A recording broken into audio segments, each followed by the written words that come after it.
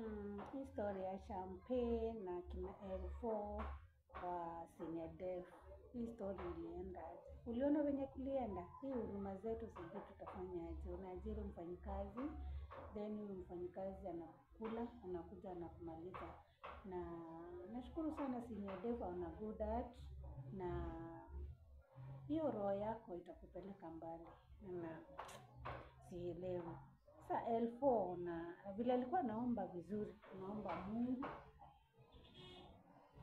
Alikuwa naomba sana kama mtu ameokoka. Mliona aje venye kulikuwa.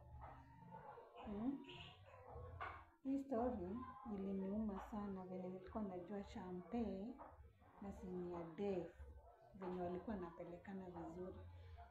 Kama brothers.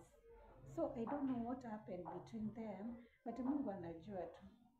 Hii mitego ya shetani na kutaka pesa mingi yenye haipo. Na sisi kama sisi mafansi tuwazidi kuwaombea hiyo familia ya kina Senior Dev, tuzidi kuwaombea sana. Iendelee vizuri. Kitu kibaya kukaa na wafanyikazi na kumbe wao ni Judas. Judas Iscariot. Judas. Mnamuelewa huyo? Mfuasi wa Yesu. Sasa akina L4 na Champagne ni Judas. Tuzidi kuwaombea waachiliwe na shetani. Hiyo ni mpango za shetani, na tukiwaombea Mungu atawatoa pale.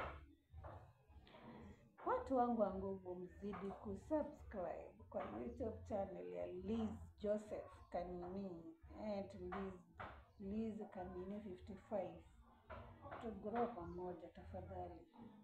I love you all, na Mungu azidi kuwabariki.